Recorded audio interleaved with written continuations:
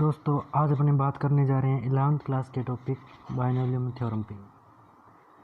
Binomial theorem start करने से पहले मैं आपको छोटी छोटी बेसिक चीज़ें बताना चाहूँगा। सबसे पहले अपने बात करते हैं फैक्टोरियल की।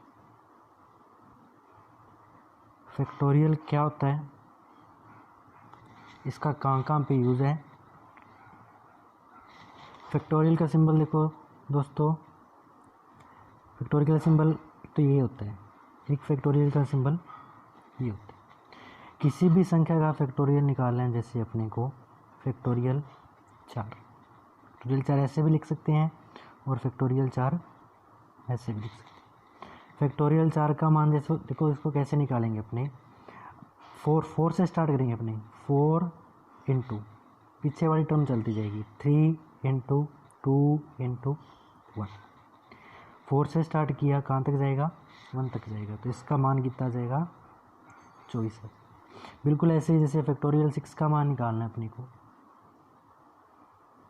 फैक्टोरियल 6 का मान निकालेंगे तो कहाँ से स्टार्ट करेंगे, इसको 6 से स्टार्ट करेंगे, तो 6 से स्टार्ट किया, कहाँ तक जाएगा 1 तक जाएगा, तो इसका मान कितना जाएगा 120 36 720 मान। इसी प्रकार जैसे अगर अपने बात करूँ फैक्टोरियल n की बात करूँ अगर आपके साथ, n का मतलब यहाँ पे क्या होता है नेचुरल नंबर, प्राकृत संख्या। ठीक, n का मान क्या हो गया प्राकृत संख्या है। प्राकृत संख्या का मतलब आपको पता होगा कि n बराबर 1 से लेके 1 2 3 4 डैश डैश इन्फिनिटी। तो किसी भी संख्या का अपने को फैक्टोरियल निकालना है, तो फैक्टोरियल जैसे अपने n के लिए निकाला तो कहाँ से स्टार्ट करेंगे, अपने n से स्टार्ट करेंगे। n से जस्ट पीछे वाली संख्या, जैसे 6 से पीछे वाली क्या थी 5 थी, n से स्टार्ट किया तो n से पीछे वाली n-1। बिल्कुल ऐसी n-1 से पीछे वाली n-2, फिर n-3 डैश डैश डैश, ऐसे ही अपना चलता जाएगा।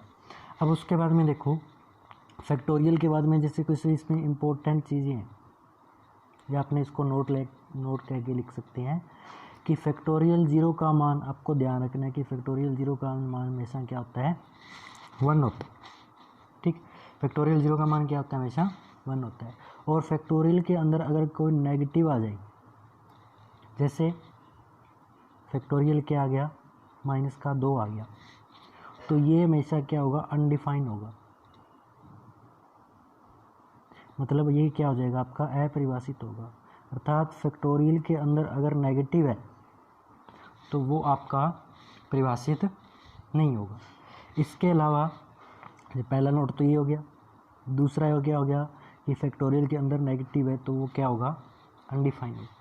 तीसरी इसमें जो मेन बात है कि फैक्टोरियल के अंदर अगर कोई फ्रैक्शन आ जाए, क्या आ जाए फ्रैक्शन को हिंदी में बोल सकते हैं जैसे बिन का मतलब अंश बटे हर के रूप में, जैसे 3/2 आ गया, 5/3 आ गया, 4/3 आ गया, तो इसका मान जैसे फैक्टोरियल के अंदर क्या आ जाए फ्रैक्शन आ जाए, कोई भी फ्रैक्शन संख्या आ जाए।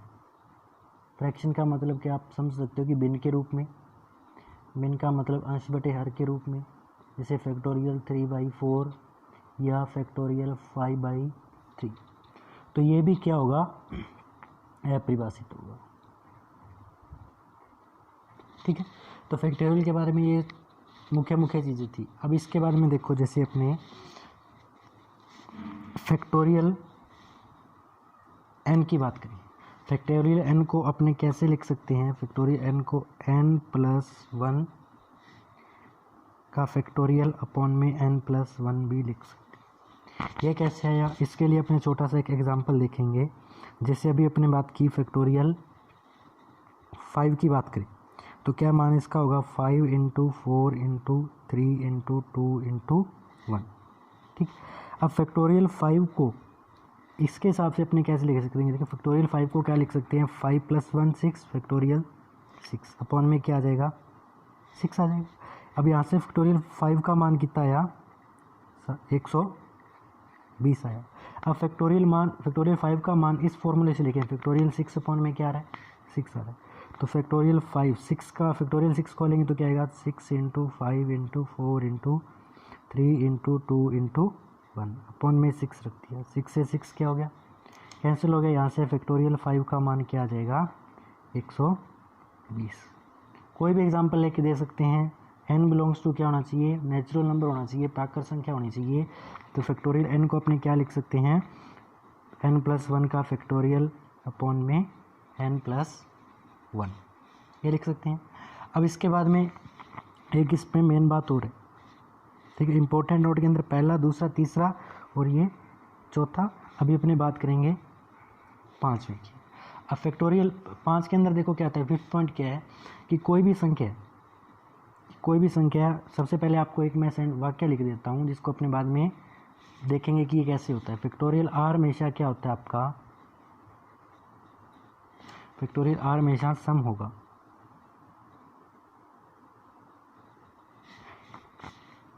फैक्टोरियल 1 के अलावा।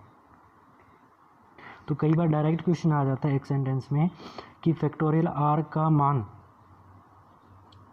सम कब होगा, जब r बराबर 1, सॉरी फैक्टोरियल r का मान विषम कब होगा, जब r बराबर 1, r बराबर 2, r बराबर 3, r बराबर 4। तो उसमें देखो फैक्टोरियल r का मान विषम किस केस में होगा, सिर्फ फैक्टोरियल 1 पे होगा। कैसे होगा, जैसे अपने बात की फैक्टोरियल 2 की बात करें, फैक्टोरियल 1 की बात करें, फैक्टोरियल 1 क्या होता है, 1 होता है।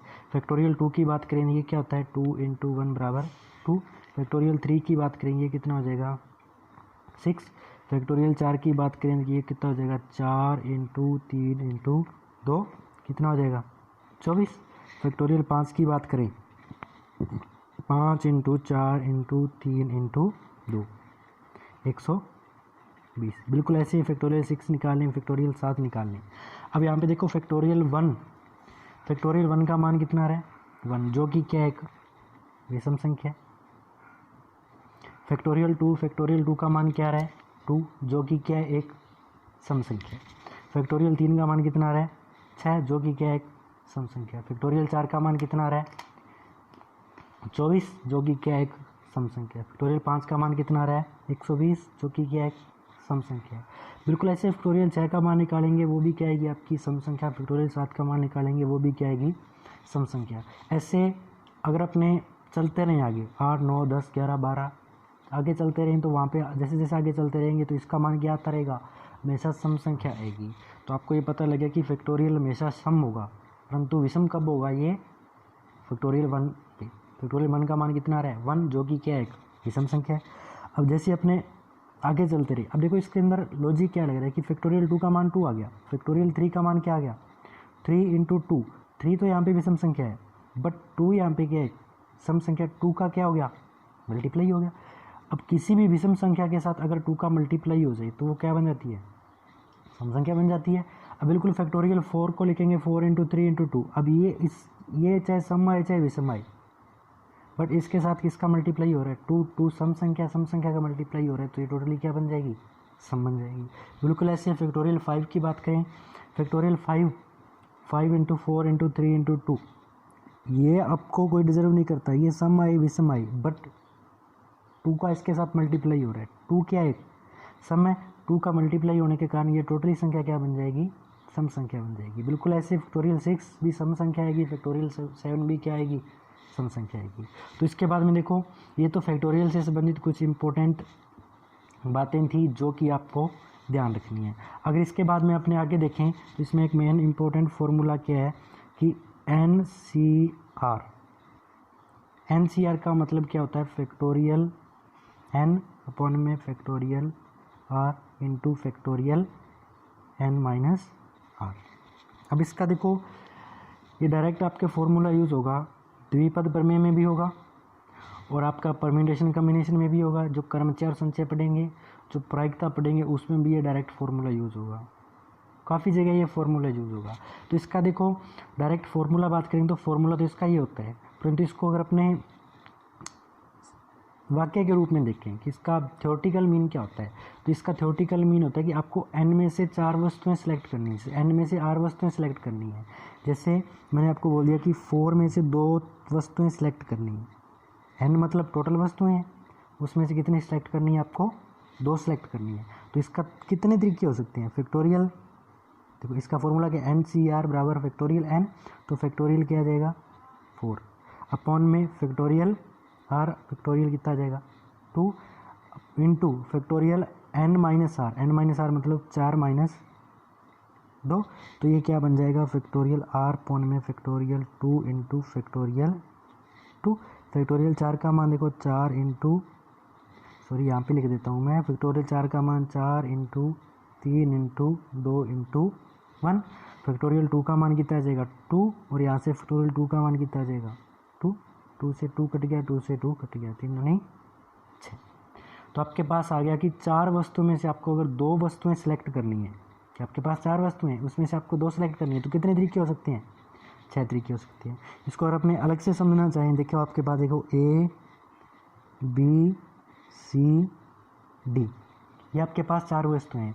आपको इसमें से 4 में से 2 सिलेक्ट करनी है, टोटल 4 है, 4 में से कितनी सिलेक्ट करनी है 2 सिलेक्ट करनी है। 2 सिलेक्ट करनी है तो इसमें कितने तरीके हो सकते हैं, पहले तो अपने क्या बनता है केस कि पहले तो अपने सिलेक्ट कर लिया ए बी कर लिया, फिर अपने पास क्या केस बनते हैं, फिर अपने सेलेक्ट कर लिया बी सी कर लिया, फिर क्या बनता है सी और डी कर लिया, 3 तो ये हो गए। अब देखो ए के साथ बी आ गया, ए के साथ अभी क्या बाकी है सी बाकी है, ए सी सिलेक्ट कर सकते हैं, अभी यहाँ पे क्या हो जाएगा ए सी हो जाएगा। फिर देखो ए के साथ सी आ गया, ए के साथ डी अभी बाकी है, ए के साथ डी बाकी है तो ए डी हो जाएगा। अब देखो बी की बात करें, बी के साथ सी आ गया, बी के साथ डी नहीं आया तो क्या हो जाएगा बी डी हो जाएगा। अब इसके बाद बात करेंगे सी, सी के साथ डी आ चुका है, सी के साथ है सी ए भी आ चुका है, सी के साथ बी सी बी भी आ चुका है। तो 4 में से आपको 2 सिलेक्ट करनी थी, तो कितने तरीके निकाले अपनों ने 6 तरीके निकाले। और यहाँ से अपने डायरेक्ट भी निकाल सकते हैं कि 4 में से को अपने को 2 वस्तुएं सिलेक्ट करनी है, तो कितने तरीके हो सकते हैं 6 तरीके हो सकते हैं। देखो ये तो आपका बिल्कुल छोटा सा था, 4 में से 2 वस्तुएं सिलेक्ट करनी है। अगर आपको बोल दूँ कि मैं 100 में से आपको 50 वस्तुएं सिलेक्ट करनी है